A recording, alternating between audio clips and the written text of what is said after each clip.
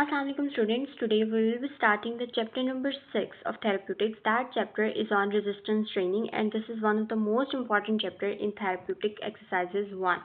So you need to understand this chapter very important because it sets the basis for your basic understanding of some of the most commonly used therapeutic maneuvers. ठीक है, तो आपने सबसे पहले इसके अंदर एक डेफिनेशन आपकी बुक के अंदर इंट्रोडक्शन वाले सेक्शन के अंदर वो लिखा है, that is the definition of muscle performance. वो कहते हैं कि मसल परफॉर्मेंस आपकी मसल की वो कैपेसिटी है जिसके अंदर रहते हुए कोई मसल काम कर सकता है.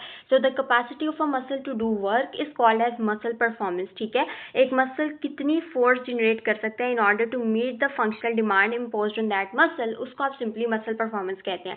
इसके बाद वो आपको ये बताता है कि जो आपकी मसल परफॉर्मेंस है ये 3 बेसिक की एलिमेंट्स के ऊपर बेस कर रही होती है. उन की एलिमेंट्स के अंदर शामिल होती है स्ट्रेंथ, पावर और इंड्योरेंस. अब ना आपके लिए बहुत ज़रूरी है कि आप स्ट्रेंथ, पावर और इंड्योरेंस के दरमियान एक डिफरेंस को समझें. ठीक है, स्ट्रेंथ बेसिकली क्या होती है? सिंपली जब भी आप कहते हैं कि पेशेंट ने एक्सटर्नल रेजिस्टेंस को काउंटरएक्ट करने के लिए, एक्सटर्नल रेजिस्टेंस किसी भी फॉर्म में हो सकती है, वो थेरेपिस्ट भी अप्लाई कर सकता है या फिर वो रेजिस्टेंस जो है वो किसी वेट की फॉर्म में भी हो सकती है.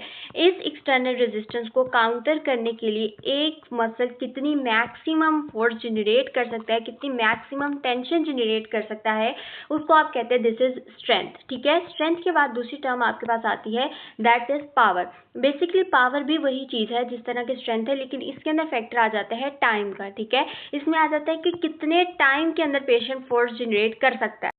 फॉर एग्जाम्पल, अगर आपके पास एक पेशेंट आता है और आपने उसकी टेस्टिंग की और आपको पता चला कि ये पेशेंट जो है वो 30 सेकेंड्स के अंदर 10 टाइम्स वेट लिफ्ट कर सकता है. ठीक है, तो ये उस मसल की क्या है? पावर है. ठीक है, और अगर आपने पावर को इम्प्रूव करना होता है तो आप टाइम को कंट्रोल करते हैं. ठीक है, ये चीज़ इसके अंदर आती है. नंबर 3 पे आपके पास आता है कॉन्सेप्ट ऑफ इंड्योरेंस. इंड्योरेंस ना बड़ी ज़्यादा इंपॉर्टेंट चीज़ है.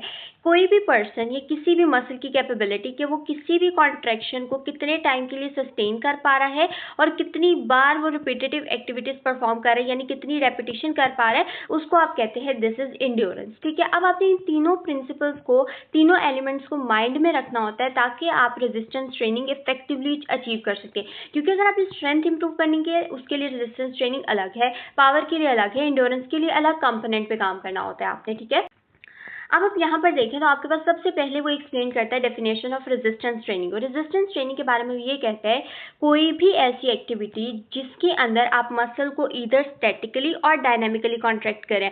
डायनामिक कॉन्ट्रैक्शन कब होगी? जब भी हम लोग जो है वो आइसोकाइनेटिकली उसको मूव कराएंगे. ठीक है, इसके अलावा जब भी हम लोग उसको आइसोटोनिकली मसल को मूव कराएंगे तो वो डायनामिक में आएंगे. जबकि अगर आइसोमेट्रिक कॉन्ट्रैक्शन है, मसल की लेंथ के अंदर कोई चेंज नहीं आ रहा, तो वो स्टैटिक में आ जाते हैं. यानी एक वेट को होल्ड करना पर्टिकुलर टाइम ड्यूरेशन के लिए, उसको आप कहते हैं this is the static muscle contraction या आइसोमेट्रिक. जबकि एक वेट को बार बार लिफ्ट करना और उसको लोअर डाउन करना है कंट्रोल मैनर में, उसको आप कहते हैं this is the use of dynamic muscle contraction. अब इसके अंदर हो क्या रहा होता है? बेसिकली क्या इंपॉर्टेंट चीज होती है ये कि थेरेपिस्ट या फिर जो है वो कोई भी एक्सटर्नल डिवाइस मैकेनिकली या मैनुअली कोई फोर्स लग रही होती है आपके मसल के ऊपर जिसके अगेंस्ट मसल कॉन्ट्रैक्शन होती है और उसके अगेंस्ट मसल एक फोर्स को जनरेट करता है और जितनी मैक्सिमम फोर्स वो जनरेट कर पाता है उसको आप क्या कह रहे थे, हम लोगों ने पीछे पढ़ा, उसको हम कहते हैं स्ट्रेंथ. ठीक है, तो ये हमारे पास हो गया. यानी आपने रेजिस्टेंस ट्रेनिंग से मुराद किया कि आपने मसल की स्टैटिक और डायनामिक कॉन्ट्रैक्शन करानी है अगेंस्ट सम एक्सटर्नल रेजिस्टेंस. ठीक हो गया. अब यहाँ पर हमारे पास आते हैं कुछ इंपॉर्टेंट एलिमेंट्स जब स्ट्रेंथ, पावर, इंड्योरेंस के कॉन्सेप्ट को, जैसे कि मैंने आपको एक्सप्लेन भी किया, वो यहाँ पर थोड़ा सा डिटेल में बताते हैं. वो कहते हैं कि स्ट्रेंथ क्या है? Strength is the ability of contractile elements of the body. ठीक है, कॉन्ट्रैक्टाइल एलिमेंट्स के अंदर आपके मसल्स आते हैं, जबकि हमारे पास कुछ ऐसी चीजें होती है जिसमें हमारे पास फेशिया आगे है. ठीक है, इसके अलावा कुछ सराउंडिंग सॉफ्ट टिश्यूज होते हैं, वो कॉन्ट्रैक्ट नहीं कर सकते. ठीक है, तो जो कॉन्ट्रैक्टाइल एलिमेंट्स है जितनी वो फोर्स या टेंशन प्रोड्यूस कर सकते हैं उसको आप कहते हैं दिस इज द स्ट्रेंथ. और इसमें मैक्सिमम का वर्ड आपने कभी भी नहीं बोलना, जितनी मैक्सिमम फोर्स वो जनरेट कर सकते हैं. ठीक है, उसको आप कहते हैं मसल स्ट्रेंथ. अगेन मसल की कैपेबिलिटी है. फंक्शनल स्ट्रेंथ, फंक्शनल स्ट्रेंथ से मुराद है कि कोई भी फंक्शनल टास्क को या फंक्शनल गोल को अचीव करने के लिए कितनी फोर्स जनरेट हो सके. फॉर एग्जांपल, मैंने एक पेशेंट को 10 kg का वेट लिफ्ट करने के लिए कहा. ठीक है, और जो 10 kg का वेट लिफ्ट करना है ये क्या है? पेशेंट का गोल. और इस 10 kg के वेट को लिफ्ट करने के लिए पेशेंट जितनी फोर्स जनरेट कर पाता है उसको आप कहते हैं this is the functional strength. ठीक है, अब यहाँ पर आती आती है मेन बात कि आपने स्ट्रेंथ ट्रेनिंग के अंदर क्या कराना होता है। एक बात आपने हमेशा याद रखनी है कि जब भी हम वेट को इंक्रीज करते हैं ना, तो हम लोग क्या करते हैं, जब भी हम लोग इंटेंसिटी को इंक्रीज कर रहे हैं, जाहिर सी बात है अगर हम वेट को इंक्रीज कर रहे हैं ना, तो हमारे पास क्या इंक्रीज हो रही है, एक्सरसाइज की इंटेंसिटी। जब हमारी इंटेंसिटी हाई होती है तो हमारे पास नंबर ऑफ रेपिटेशन क्या हो जाती है, लो हो जाती है। और यही बेसिक एक चीज आती है जो हम बात कर रहे होते हैं स्ट्रेंथ ट्रेनिंग के अंदर। स्ट्रेंथ ट्रेनिंग के अंदर हम वेट को या रेजिस्टेंस को इंक्रीज कर रहे होते हैं और उसके खिलाफ पेशेंट जब क्या कर रहा होता है, एक काउंटर फोर्स जनरेट कर रहा होता है, ठीक है। तो स्ट्रेंथ ट्रेनिंग का प्रिंसिपल क्या है कि आपने इसमें रेजिस्टेंस को इंक्रीज करना होता है, ठीक है। अब इसकी डेफिनेशन में ये लिखता है systemic procedure of lifting, lowering और कंट्रोलिंग। लोअरिंग और कंट्रोलिंग बड़ा ज्यादा इंपॉर्टेंट बात आती है। अक्सर आपने देखा होगा कोई एथलीट किसी हैवी वेट को लिफ्ट करता है तो उसके बाद उसको एकदम से नीचे फेंक रहा होता है, ठीक है।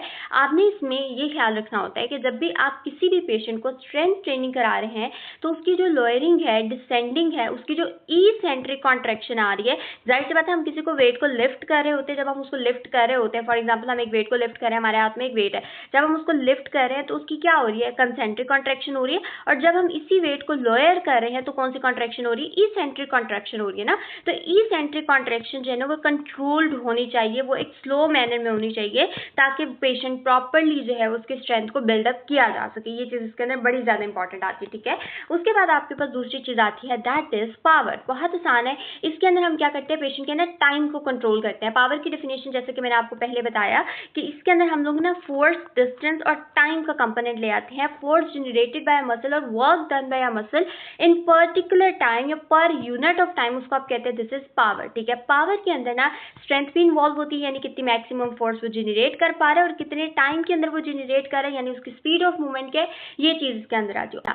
अब हम लोगों ने अगर पावर को इंप्रूव करना होता है तो हम क्या करते हैं, आहिस्ता आहिस्ता टाइम डिक्रीज करते जाते हैं। फॉर एग्जाम्पल अगर मेरे पास एक पेशेंट था जो कि 30 सेकेंड्स के अंदर 10 टाइम वेट लिफ्ट कर पा रहा था, अब मैंने उसको कहना है कि नहीं, अब आपने 30 सेकेंड के अंदर नहीं, अब आपने 20 सेकेंड्स के अंदर ही ये 10 कॉन्ट्रैक्शन करनी है। इस चीज से क्या होगी, पेशेंट की पावर इंप्रूव होगी, ठीक है। तो अगर आपने पावर इंप्रूव करनी है तो आप क्या करेंगे, टाइम को कंट्रोल करेंगे, ठीक है। अगर आपने स्ट्रेंथ इंप्रूव करनी है तो आप किसको कंट्रोल करेंगे, आप रेजिस्टेंस को कंट्रोल करेंगे, ठीक है। ये बहुत इंपॉर्टेंट चीज है। उसके बाद हमारे पास आती है इंड्योरेंस। इंड्योरेंस के अंदर आप लोगों ने हमेशा याद रखना है कि एक मसल की कैपेबिलिटी कि वो कितनी बार रिपीटेटिव एक्टिविटीज परफॉर्म कर पा रहे हैं या किसी कॉन्ट्रैक्शन को सस्टेन कर पा रहे हैं, यानी अगर वो वेट लिफ्ट कर रहा है तो कितने टाइम के लिए कर पा रहा है, अगर वो सीढ़ियां चढ़ रहा है तो कितने टाइम बाद उसके अंदर आपको साइंस ऑफ फटीग देखना शुरू हो जाते हैं, ठीक है। ये इंपॉर्टेंट है। फटीग के साइंस क्या होते हैं, मसल के कॉन्ट्रैक्शन की स्पीड कम हो जाएगी, शेकिंग आपको फील देखने को मिलेगी, जब भी आप उसको मसल को पैल्पेट करेंगे तो आपको देखने को मिलेगी पेशेंट ज्यादा कॉन्ट्रैक्शन नहीं कर पाएगा, उसके फेशियल एक्सप्रेशन चेंज हो जाएगी। वैसे ये फटीग के साइंस हम आगे बहुत अच्छे से पढ़ेंगे। अब आपने किसी की इंड्योरेंस देखनी होती है ना, तो इंड्योरेंस में दो तरह के इंड्योरेंस आते हैं, कार्डियोपल्मोनरी इंड्योरेंस और मसल इंड्योरेंस। कार्डियोपल्मोनरी इंड्योरेंस से मुराद ये है कि आपका जो हमें पता है ना कि जब भी हम लोग जो है वो एक्सरसाइज करते हैं, एक्सरसाइज के नतीजे के अंदर क्या होता है, आपकी बॉडी की जो कार्डियोवैस्कुलर डिमांड है यानी कार्डिक आउटपुट है वो इंक्रीज होती है, ठीक है। तो कितने टाइम तक आखिर कितनी ज्यादा कार्डिक आउटपुट इंक्रीज हो सकती है, कितनी कैपेसिटी है आपके कार्डिक सिस्टम की या आपके पल्मोनरी सिस्टम की कि वो ऑक्सीजन और जो डिमांड उस पर एक आ रही है एक्स्ट्रा, उसको मैनेज कर सकते हैं, उसको आप कहते हैं कार्डियोपल्मोनरी इंड्योरेंस। और ये टोटल बॉडी इंड्योरेंस के थ्रू आप देख सकते हैं, जिसमें आपकी डिफरेंट एक्टिविटीज जो कि पूरी बॉडी को इन्वॉल्व करती है, जिसमें वॉकिंग है, साइकिलिंग है और स्विमिंग है। पूरी बॉडी को इन्वॉल्व करने से मुराद ये है कि कुछ ऐसी एक्टिविटीज जो एज अ होल आपकी बॉडी पे डिमांड डाल रही है और दूसरी सिंपल खाली मसल कॉन्ट्रैक्शन। लेट्स से अगर मैं बाइसेप की बात कर रही हूँ तो मैं बाइसेप की खाली करवा रही हूँ, पूरी बॉडी पे डिमांड इंपोज नहीं कर रहा हूँ, सिर्फ बाइसेप के ऊपर कर रहा है, ठीक है। ये चीज इसके अंदर आती है। फिर आपके पास आती है muscle endurance, ability to contract repetitively against a load, उसको आप कहते हैं this is the endurance of a muscle. अब जब भी आपने इंड्योरेंस ट्रेनिंग करनी होती है ना, तो इंड्योरेंस ट्रेनिंग के अंदर हमारा मकसद ये होता है कि हम पेशेंट की जाहिर है एक वो कैपेबिलिटी इंक्रीज करें जिसके थ्रू पेशेंट की रेपिटेशन ज्यादा अच्छी हो।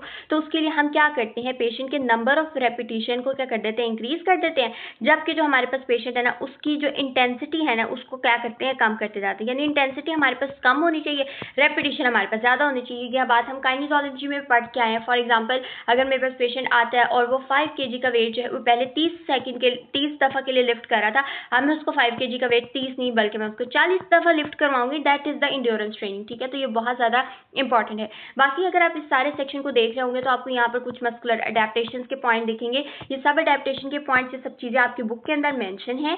यहाँ पर मैंने अभी एक्सप्लेन इसलिए नहीं की क्या, क्योंकि ये सारी चीजें आगे जाकर ना आप लोगों ने डिटेल में पढ़नी है, क्योंकि अडेप्टेशन अगर मैंने अभी एक्सप्लेन किया दैट विल बी कंफ्यूजिंग, ठीक है। आई होप कि आपको ये तीनों चीजें समझ आ गई होंगी। अब यहाँ पर आपको देखने में मिल रहे हैं benefits of the resistance training. वैसे तो ये बहुत ही बेसिक सा है, इसके अंदर वो लिखता है कि पहली चीज क्या होती है, हम लोगों ने रेजिस्टेंस ट्रेनिंग जब करानी होती है तो हम क्या करते हैं, स्ट्रेंथ, पावर और इंड्योरेंस को इन्हांस करते हैं। पहली चीज क्या करेगा, मसल परफॉर्मेंस को इन्हांस करेगा, दूसरी चीज स्ट्रेंथ को इंक्रीज करेगा, स्ट्रेंथ इंक्रीज होगी तो as a result bone mineral density जो है वो इंक्रीज होगी। इस तरह तो कहते हैं ज्वाइंट्स के ऊपर स्ट्रेस कम होगा। किस तरह से स्ट्रेस कम होगा, देखिए हमारा जो मसल होता है ना, ये मेन हब होता है जिससे पूरी बॉडी के लोड को लेना होता है, यानी वेट बेयरिंग करनी होती है, ठीक है। अगर आपके मसल वीक हैं तो वो वेट फिर लोड जो है वो किस पे ट्रांसफर होना शुरू हो जाएगा, आपकी बोन्स पे ट्रांसफर होना शुरू हो जाएगा, आपके ज्वाइंट्स के ऊपर एक्सेसिव स्ट्रेस डालना शुरू हो जाएगा, जो कि प्रॉब्लमेटिक होगा। जब आपका मसल स्ट्रांग होगा, रेजिस्टेंस ट्रेनिंग क्या कर रही है, मसल को स्ट्रांग कर रही है, तो जब आपका मसल स्ट्रांग होगा ज्वाइंट्स के ऊपर लोड कम होगा, एज अ रिजल्ट ज्वाइंट के ऊपर स्ट्रेस भी कम होगा और उस पर इंजरी का रिस्क भी कम होगा। इसी तरह सॉफ्ट टिश्यू इंजरी का रिस्क भी कम हो रहा है, टिश्यू रिपेयर और हीलिंग को भी इंप्रूव कर रहा है। हम लोग ना टिश्यू रिपेयर हीलिंग के लिए मोस्टली क्या करा रहे होते हैं, आइसोमेट्रिक कॉन्ट्रैक्शंस करा रहे होते हैं। आइसोमेट्रिक्स में हम क्या कर रहे होते हैं, पेशेंट को एक्सटर्नल रेजिस्टेंस दे रहे होते हैं मैनुअली और पेशेंट को कहते हैं इसको काउंटर करें, तो उसमें हम ये चीज कर रहे होते हैं, ठीक है। उसके बाद आप लोगों ने यहाँ पर जो है वो अल्टीमेटली बैलेंस भी इंप्रूव करता है, फिजिकल परफॉर्मेंस, जाहिर सी बात है आपकी मसल परफॉर्मेंस इंप्रूव हो रही है, आपकी पूरी body as a whole sometimes work कर रही है, ठीक है। तो उससे एज अ रिजल्ट आपकी फिजिकल परफॉर्मेंस और फिजिकल वेलबींग यानी मेंटल हेल्थ भी आपकी काफी इंप्रूव होती है, ठीक है। एक सेंस ऑफ वेलबींग आपको फील होती है, ठीक है। और आपकी बॉडी की कॉम्पोजिशन के अंदर पॉजिटिव चेंज आती है, ये बहुत इंपॉर्टेंट है। लीन बॉडी मैस यहाँ पर इंक्रीज होता है और जो फैट है ना उसकी कंपोजिशन कम होती है, ठीक है। अक्सर आपने देखा होगा कि जो है ना वो लोग जिम जा रहे होते हैं ताकि उनका मसल बल्क इंक्रीज हो, ठीक है। तो उसका मकसद ये होता है कि लीन बॉडी मैस इंक्रीज हो जबकि फैट जो है वो कम हो, ठीक है। इसके बाद हमारे पास आते हैं कि perceive disability and quality of life की इंप्रूवमेंट भी इससे करनी होती है, ठीक है। क्वालिटी ऑफ लाइफ की इंप्रूवमेंट क्यों करती है, जाहिर सी बात है आपकी मसल परफॉर्मेंस इंक्रीज हो रही है, physical wellbeing, physical performance increase हो रही है। और परसीव डिसेबिलिटी से मुराद ये है कि एक पर्सन उसकी क्या परसेप्शन है अपनी कंडीशन को लेकर, उससे चीज़ ये जो है ना वो हेल्प करती है। क्योंकि पेशेंट बार बार रेजिस्टेंस ट्रेनिंग कर रहा होता है तो उसको एक चीज़ ये होती है कि मुझे जो है वो डिसेबिलिटी का रिस्क या इंजरी का रिस्क थोड़ा कम है क्योंकि मेरे मसल बेहतर है, ठीक है। So this is all about some of the basics of this chapter. Next part में हम लोग पढ़ेंगे what are the principles of the resistance training.